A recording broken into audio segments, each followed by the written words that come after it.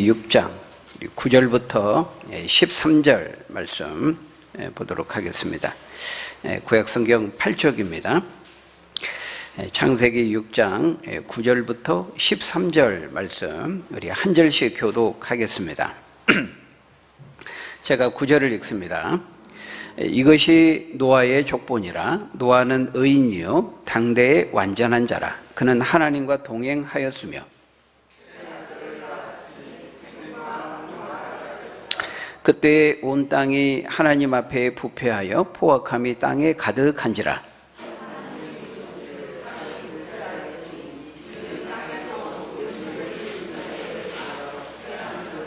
13절 같이 읽습니다. 하나님이 노아에게 이르시되 모든 혈육 있는 자의 포악함이 땅에 가득하므로 그 끝날이 내 앞에 이르렀으니 내가 그들을 땅과 함께 멸하리라. 아멘.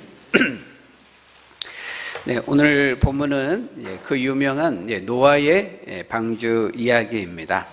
오늘부터 우리가 몇 번에 걸쳐서 노아의 방주에 대한 이야기를 살펴보게 될 것인데요. 사실 이 노아의 이야기에서의 초점은 노아가 만든 방주가 아닙니다. 또한 어떤 전무후무한 이 비, 홍수에 대한 것도 아니죠. 이 배를 만드는 이 선박업계, 조선업계에서는 이 배로서의 이 방주에 대해서 관심을 가질 수 있을 것입니다. 또 날씨를 연구하는 기상학계에서는 이 비와 홍수에 대해서 연구하는 어떤 소스로 어떤 관심을 가지고 또 볼 수도 있겠죠. 실제로 이 노아의 방주, 이 배가 어떻게 그렇게 과연 안전할 수 있었을까 의문을 가지고 실제로 그대로 이제 방주를 성경에 있는 크기대로, 물론 똑같은 크기는 아닌데 비율적으로 조금 축소해 가지고 그대로 이제 방주를 실제로 만들었죠.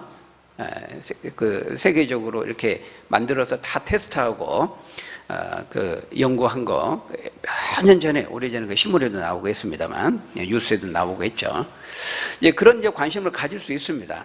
근데 이제 진짜 우리가 주목해야 되는 것은 그런 것이 아니고 심판을 행하시는, 홍수를 통해 심판을 행하시는 하나님이시죠. 우리가 어떤 이렇게 성경도 마찬가지지만은 의학 서적, 책 두꺼운 의학 서적 이렇게 만들었는데 진짜 중요하게 관심을 가져야 되는 건 뭐예요? 그 속에 들어있는 내용이잖아요. 근데 막 책, 디자인 너무 멋있다. 제본 잘했다. 막 이런 거에 막 관심을 가지고 디자인적으로 접근할 수도 있고 제본 만드는 것으로도 볼 수 있지만 진짜 중요한 것은 그런 게 아니잖아요. 책 속에 있는 내용이 중요하잖아요. 그런 것처럼 이 노아의 홍수 이야기에 대한 초점은 그 방주 또는 무슨 홍수 막 이런 게 아니고 심판을 행하시는 하나님이시라는 거예요. 심판의 때를 결정하시는 분도 하나님이시고 심판의 방법을 정하시는 분도 하나님이시고 또 거기서 구원을 결정하시는 분도 하나님이시라 하는 것입니다. 여러분, 하나님께서 홍수를 통해서 심판하기로 이제 결정하셨을 때 이 세상의 상태가 어떠했다고 오늘 본문은 말씀합니까? 오늘 본문 11절에서 13절 그 말씀에 보니까요, 온 땅이 하나님 앞에 부패하고 포악함이 가득했다 이렇게 말하고 있어요. 11절부터 12절, 13절에서 계속 반복되는 단어가 뭐예요? 이 부패함과 포악함이 온 땅에 가득했다 이렇게 말하고 있죠. 우리가 지난 시간에 살펴본 것처럼 사람들이 어때요? 이 당시 마음이 생각하고 품은 것마다 악하고 또 자기 눈에 보기에 좋은 대로 악을 행하고 욕심을 이루기 위해서 수단과 방법을 가리지 않았잖아요. 그걸 지금 이렇게 표현하고 있는 거죠. 부패하고 포악했다. 그 부패함과 포악함이 가득했다. 여러분, 이 부패했다, 이게 뭡니까? 부패한 거. 음식물이 막 썩고 쓰레기가 막 부패하면 어때요? 아주 고약한 악취가 나잖아요. 그러니까 이 당시에 하나님 앞에 살았던 인간의 삶의 모습이 그러했다는 거예요. 썩고 부패했다는 것입니다. 인간의 죄악이 심히 악취가 나고 부패했을 뿐만 아니라 그 수위가, 그 정도가 도저히 하나님께서 참으실 수 없는 그 상태에, 그 정도에 이르렀다는 거예요. 그 정도가 어땠어요? 매우 포악했다. 이 포악했다라는 것은 폭력을 행하고 악을 행하는 그 정도에 있어서 매우 잔인하고 잔악했다는 것을 말하는 것이죠. 죄를 짓고 부패함을 드러내는 정도가 말로 형언할 수 없는 매우 심각한 상태였다는 거예요. 그래서 하나님께서 도저히 더 이상 참으실 수가 없는, 심판하지 않으면 안 되는 그 죄의 포화 상태, 죄의 그 심각한 임계치에 이르렀기 때문에 하나님께서 비로소 심판을 결정하지 않으실 수 없는 그런 단계에 이르렀다는 것이죠. 여러분, 우리 하나님은 어떤 하나님이에요?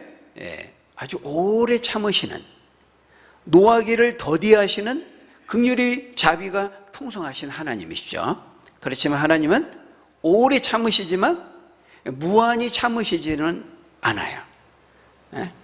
여러분, 무한히 참는다, 심판이 없다, 징계가 없다, 그거는 사랑이 아니고 우유부단한 거죠. 무능한 거죠. 그죠? 막 강도가 출현하고 조폭이 막 갈취를 하고 삥을 뜯고 막 테러범이 막 날뛰고 막 테러를 하고 이렇게 하는데 그냥 무조건 포용하고 받아주고, 그건 사랑이 아니죠. 마땅히 그거는 응징을 가해야 되는 것입니다. 그것이 공의를 행하는 것이 다른 이웃들, 선량한 사람들, 가족들을 사랑하는 거죠. 보호하는 것이죠. 그래서 공의와 사랑은 항상 같이 가는 겁니다. 아니, 사랑의 하나님이 어떻게 지옥의 심판을 할 수가 있어? 근데 그렇지가 않죠. 여러분, 악이 무던히 시행되는데 모른 척한다, 악을 징벌하지 않는다, 그거는 사랑이 없는 것이 아니고, 그건 사랑이 아니고 무능한 거예요. 힘이 없는 거죠. 그러면 안 되는 거죠. 하나님은 오래 참으시고 인자와 긍휼이 풍성하시지만, 그러나 때가 차면, 하나님이 약속하시는 때가 차면 분명히 심판하시는 하나님이시라는 것을 우리가 잊지 말아야 하는 것입니다. 여러분, 생각해 보십시오. 부패함과 포악함이 땅에 가득하기까지 하나님께서 얼마나 오랫동안 참으셨겠어요. 그러니까 하나님이 심판을 결정하셨다, 그는 얼만큼 부패함과 죄악이 지독하고 심각했는가를 미루어 우리가 짐작해 볼 수가 있는 것이죠. 그런데 그 지독한 영적인 부패와 칠흑같이 어두운 그 흑암 속에서도 샛별같이 빛나는 한 사람이 있었죠. 그가 누굽니까? 바로 노아였습니다. 오늘 본문은 노아에 대해 어떻게 묘사합니까? 우리 9절을 한번 같이 읽어볼까요? 시작. 이것이 노아의 족본이라. 노아는 의인이요 당대의 완전한 자라. 그는 하나님과 동행하였으며. 의인이고 완전한 자였다고 말하고 있습니다. 아주 극찬을 아끼지 않고 있는 것이죠. 여러분, 신구약 성경 통틀어서요, 이렇게 의인이고 완전한 자였다라고 하는 수식어가 붙은 사람은 딱 두 사람입니다. 한 사람은 욥이고 또 한 사람은 오늘 본문에 나오는 이 노아입니다. 여러분, 욥기 1장 1절에 보면은 욥은 온전하고 순전하고 정직해서 하나님을 경외하고 악에서 떠난 자였다. 또 욥기 1장 3절에 보면은 동방 사람 중에 욥은 가장 훌륭한 자였다, 이렇게 평가하고 있습니다. 아주 극찬이죠. 여러분, 이 욥과 같이 노아를 가리켜서 오늘 본문은 뭐라고 말하고 있어요? 의인이었고 당대의 완전한 자였다, 이렇게 평가하고 있는 것입니다. 여러분, 이 노아가 가지고 있는 이 의로움은 그 당시에 그 땅의 편만에 있었던 다른 사람들의 그 부패함과 완악함과 뚜렷한 대조를 이루고 있어서 더 샛별같이 빛나고 있다는 거예요. 완전히 의롭고 완전한 자였다. 그런데 여러분, 우리가 여기서 오해해서는 안 되죠. 노아가 의인이었고 완전한 자라고 하니까 우리와는 다른 성정을 가지고 있는, 다른 성정을 가지고 있는 어떤 특별한 사람처럼 생각하면 안 되는 겁니다. 우리와는 다른 별종, 전혀 티끌만큼도 죄가 없는 완전 무결한 사람, 지금 그런 말입니까? 예, 그런 말이 아니죠. 그건 성경 전체의 관점과 맞지가 않습니다. 예, 우리가 성경 어떤 구절을 볼 때요, 해석할 때 어떻게 해석해야 된다 그랬죠? 성경은 뭘로 해석해요? 성경으로 해석한다 그랬어요. 이 구절, 이 부분은 다른 성경으로 해석을 하는 겁니다. 다시 말하면 여기서 이 구절에 대한 해석이 바른 해석이 되기 위해서는 어째요? 성경의 다른 부분과 조화를 이루어야 돼요. 성경 전체와 전혀 맞지 않는 뜬금없는 해석이 나온다. 다른 성경 구절과 다른 부분과 맞지 않는다, 충돌된다, 모순된다, 대립된다, 다르다. 그거는 잘못된 해석임이 틀림이 없는 겁니다. 성경은 성경으로 해석하고 좀 더 불명확한 부분은 더 분명한 성경 구절로 해석하는 거예요. 그러니까 이단의 그 잘못이 여기 있는 거죠. 이단들은 어떤 한 구절만 똑 빼가지고 그 구절만 문맥과 관계없이, 여러분 구절은 그 문맥 속에 있는 거잖아요. 그리고 그 문맥과 본문은 어때요? 문단은 또 그 책, 그리고 성경 전체와 조화를 이루도록 해석을 해야 되는 거예요. 여러분, 이 아담의 후손으로 태어난 모든 인간에 대해서 성경은 어떻게 말하고 있어요? 아담 안에서 태어난 인간에 대한 성경 전체의 관점이 뭡니까? 모든 인간은 죄의 연약함을 가지고 있다는 거예요. 그죠? 그러니까 노아도 예외가 될 수가 없는 겁니다. 그것이 성경의 전체의 일반적이고 일관된 관점이에요. 로마서 3장 23절에서도 뭐라고 말하고 있어요? 모든 사람이 죄를 범하였음에 하나님의 영광에 이르지 못했다. 모든 사람이 죄를 범했다는 것입니다. 그러니까 성경은요, 그 누구도, 여러분 성경을 창세부터 요한계시록까지 쭉 이렇게 보고 읽고 연구한 사람들은 알 거예요. 성경에 진짜 완전한 사람은 없구나. 단 한 사람도 예외가 없습니다. 믿음의 조상 아브라함도 자기 와이프 두려움이 떠니까 부인하고 말이죠. 거짓말하고. 여러분, 요셉도 얼마나 교만했습니까? 아빠 사랑을 독차지하니까. 여러분, 성경에 나오는 어떤 사람도요, 완전한 사람이 없어요. 그래서 성경은 사람을 높이지 않습니다. 위인전이 아니에요, 성경은. 어떤 사람을 우상화하거나 영웅화하거나 사람을 높이지 않아요. 왜? 한 사람도 예외 없이 모든 인간 속에는 죄를 가지고 있기 때문이에요. 죄를 가지고 태어나요. 그래서 에레미야 17장 9절에 보면 뭐라고 말합니까? 만물보다 거짓되고 심히 부패한 것이 사람의 마음이라고 말하고 있어요. 그래서 사람들이 볼 때는 잘 몰라요. 그렇지만 심장과 폐부를 헤아리신 하나님 다 보시고 아신다. 또 다윗이 말했죠. 시편 51편 5절에 뭐라고 그랬어요? 모든 인간은 어머니 모태에서 태중에서 태어날 때 죄악 중에 출생하게 된다는 거예요. 죄를 가지고 죄 안에서, 그러니까 아담 안에서 태어난 사람은 유전적으로 다 죄를 물려받고 죄를 가지고 태어나요. 그러니까 노아 역시도 예외가 없는 거죠. 따라서 여기서 노아는 의롭고 당대의 완전한 자였다, 이 말은 하나님 앞에서 절대적인 의로움, 완전함을 말하는 게 아니죠. 뭐라고 말하고 있어요? 거기 보니까 당대에 완전했다, 그 시대에 완전했다, 이렇게 말하고 있어요. 그 시대에 악을 행하고 부패함과 포악함이 가득했던 그 시대의 다른 많은 사람들과 비교해 볼 때 상대적으로 그는 매우 의인이었고 완전한 자였다, 이렇게 말하고 있는 것이죠.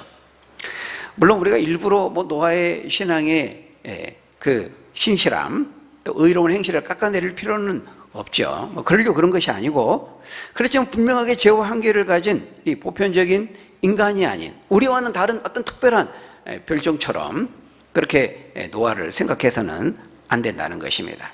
인간을 미화시키는 것은 성경의 관점이 아니에요. 그래서 우리가 보통 인물 설교 이렇게 할 때 조심해야 되는 거죠. 그 인물을 막 본받아야 되고 그 인물처럼 그러면 안 되는 거예요. 그 인물이 우리가 본받을 점이 있다는 것은 뭐예요? 하나님께서 은혜를 덧입혀 주셨기 때문인 거죠. 그 사람을 그렇게 만드신 하나님께 우리가 초점을 둬야 되는 거지. 여러분, 현실 안에 있는 어떤 인간도 우리가 높일 수 없어요. 완전하지 못해요. 대통령도, 내가 보기에 정말 뛰어난 정치인도, 탁월한 사람도, 어떤 사람도 완벽한 사람이, 완전한 사람이 없습니다. 그래서 역사의 어떤 인물, 정치인, 어떤 사람을 평가할 때도요, 항상 공과가 있는 거예요. 완전할 수 없어요. 슈퍼맨을 기대할 수 없는 거예요. 공과가 있는 거죠. 그런 것처럼 우리가 현실 속에 있는 어떤 인물을 막 우상시하거나 막 절대적으로 신봉하거나 어리석은 거예요. 인간이 어떤 존재인지를 모르는 것이죠. 여러분, 노아가 의인이었고 당대의 완전한 자였다고 말하지만 이것은 하나님 앞에서 절대적인 의로움이나 완전함을 말하는 것이 아니죠. 그 시대 다른 사람과 비교해 볼 때 노아가 이렇게 의인이었고 완전한 자였다 이렇게 말하는데요. 여러분, 이것은 노아가 의인이었고 완전한 자가 될 수 있었던 것은 그가 고유한 어떤 탁월한 능력 때문이었습니까? 아니면 하나님께서 은혜를 주셨기 때문이었습니까? 네, 당연히 하나님께 은혜를 주셨기 때문이었어요.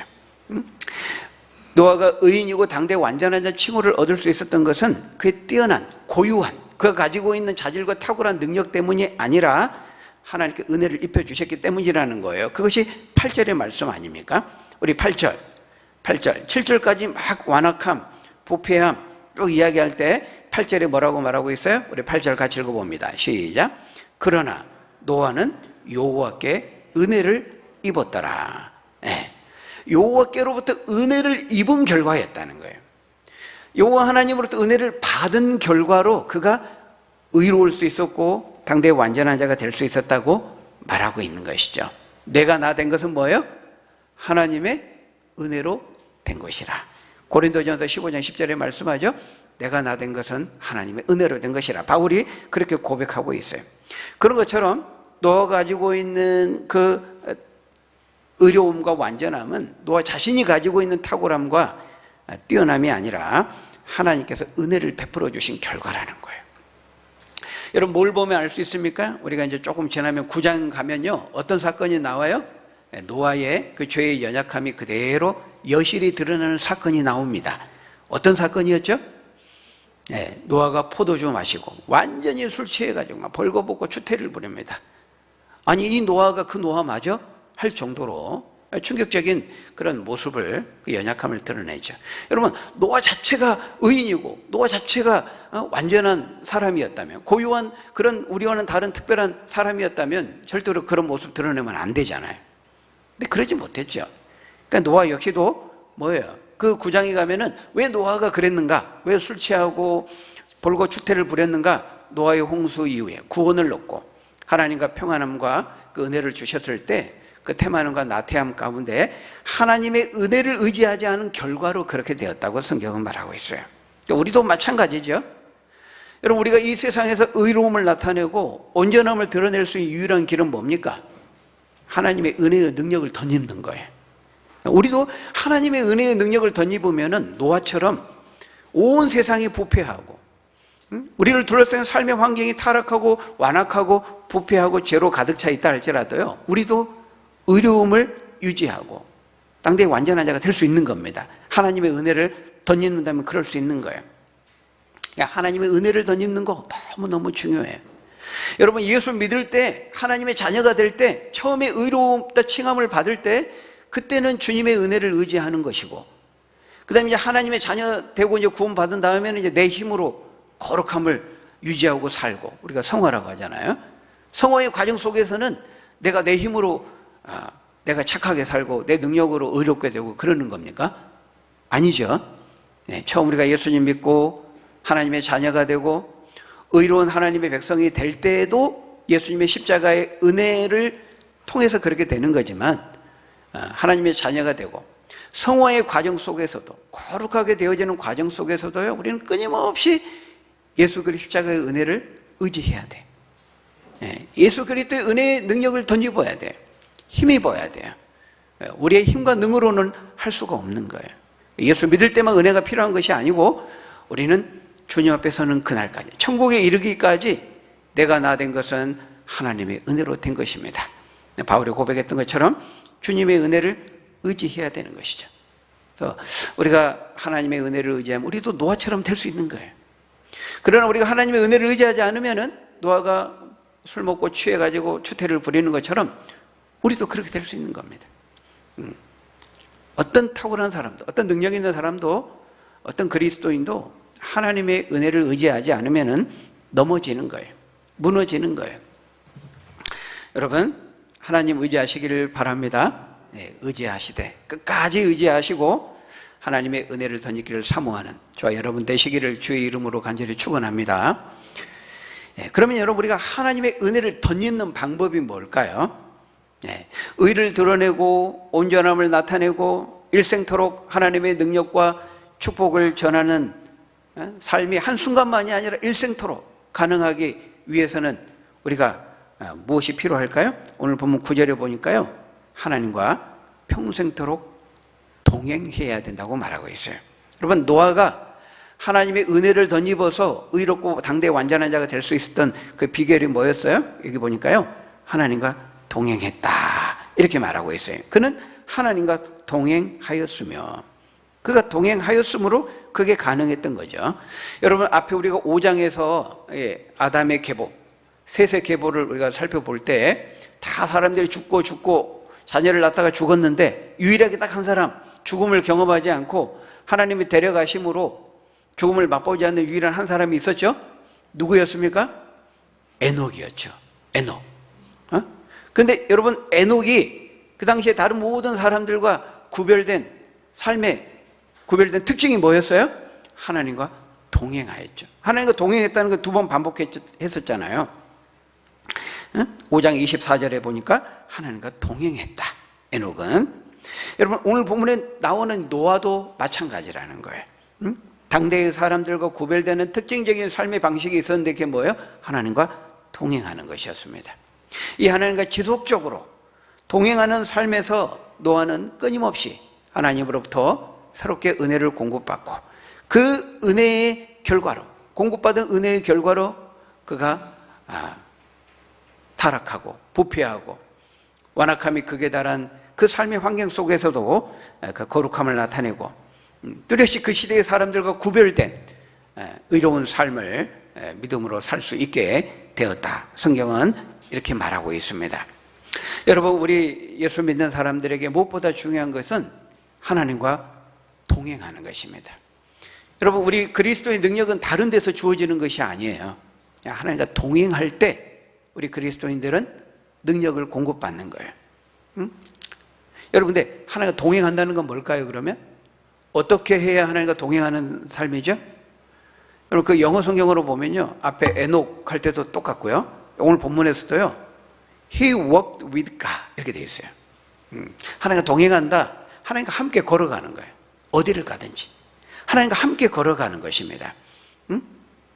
근데 그 말은요, 내가 어디를 가든지 하나님을 모시고 간다, 그런 말일까요? 아니죠. 반대입니다. 반대. 하나님께서 어디를 가든지 내가 항상 따라가는 거예요. 함께 가는 거예요. 하나님과 함께. 그러니까 주도권이 나에게 있는 것이 아니고, 내가 하나님을 데리고 내가 하나님을 모시고 가는 것이 아니고, 하나님의 가시는 곳에 어디든지 내가 함께 가는 거예요. 그분과 동행하는 거예요. 주도권은 하나님께 있는 거죠. 누구에게 강조점이 있어요? 하나님께 강조점이 있는 거예요. 하나님이 어디를 가시든지 하나님이 가시는 곳에 나도 가고, 하나님의 뜻에 따라 멈추라면 멈추고, 하나님이 가라고 하면 가고, 바로 그거죠. 하나님과 단짝이 되는 겁니다. 껌딱지라 그러죠. 껌딱지. 우리 은사가 아주 어렸을 때 저만 쫄쫄 따라다녔거든요. 아빠 따라다니면 좋은 게 있잖아요, 그죠? 보호해주고 지켜주고, 어렸을 때 마이쮸도 사주고. 그러니까 하나님께 달라 붙는 거예요, 껌딱지처럼. 그게 바로 하나님과 동행하는 삶이에요. 어디를 가든지 무엇을 하든지 항상 하나님을 따라가는 것이죠. 여러분, 뭐 따라가면은 그냥 아무 말 없이 그냥 같이 동행하면 그냥 아무 말 없이 그냥 따라가는 겁니까? 아니죠. 동행한다는 건, 따라간다는 건 뭐예요? 대화하는 거잖아요. 하나님의 말씀을 듣고 하나님과 대화하고 교제하고 친밀함을 나누고, 동행하는 건 그걸 말하는 거잖아요. 하나님과 계속 대화하고 하나님의 말씀을 듣고, 그럼 뭐예요? 하나님의 뜻을 알게 되는 거지. 하나님 뭘 좋아하는지, 뭘 싫어하는지, 뭘 기뻐하는지. 그러니까 하나님과 동행한다는 것은 그분과 먹고 더불어 마시고 교제하고 친밀함을 나누고 대화하고 하나님의 말씀을 듣고, 이런 게 동행하는 삶입니다. 노아는 동행하는 삶이 굉장히 중요하다는 것을 잘 알았어요. 그래서 그 시대에 모든 사람들이 부패하고 썩고 하나님의 말씀과 뜻을 저버리고 자기 마음대로 살아갈 때 노아는 그렇게 하지 않고 하나님께 밀착하고 하나님과 동행함으로써 그 공급하시는 그 은혜를 힘입어서 거룩함을 드러내고 의의 향기를 나타내고 빛과 소금으로서 어둠을 밝히고 거룩한 영향력을 나타내면서 살 수가 있었던 것입니다. 그리고 그 무서운 홍수의 심판 속에서도 건짐을 받고 구원을 받을 수 있었던 것이죠. 여러분, 오늘 우리들도 이 노아의 시대와 비교해 볼 때 조금 더 뒤지지 않는 그런 완악함과 부패함과 포악함을 가지고 있는 시대에 우리가 살아가고 있어요. 여러분, 과연 무엇이 이 땅의 부패함과 오염으로부터 우리를 건지고 보호하고 거룩함과 또 영향력을 드러낼 수 있을까요? 다른 게 없어요. 오직 하나님과 동행하는 것입니다. 동행하는 것. 여러분, 하나님의 말씀을 늘 읽고 묵상함으로써 하나님과 동행하시기 바랍니다. 쉬지 말고 기도하시면서 하나님과 동행하시고, 이게 다 교제하는 거예요. 하나님과. 또 우리 성도들과 함께 교제하는 거, 코이노냐 하는 거, 이것도 하나님과 동행하는 거예요. 그러니까 하나님과 동행하는 것이 하나님 안 보이는데 영이신 하나님 안 보이잖아. 하나님과 어떻게 동행합니까? 또 구체적으로 말하면 하나님 말씀 읽고 묵상하고 큐티하고, 이게 하나님과 동행하는 거예요. 하나님 말씀 듣는 거잖아요. 기도하는 거. 하나님과 동행하는 거지. 우리 성도들과 만나서 같이 예배하고 대화하고 교제하고 먹고 마시고 치밀함을 나누고, 이거 하나님과 동행하는 거예요. 보이지 않는, 눈에 보이는 형제를 사랑하지 못하는 하나님을 사랑할 수 없다 그랬잖아요. 그러니까 하나님과 동행한다는 것은 하나님 없는데 어떻게 동행합니까? 바로 그걸 말하는 것이죠.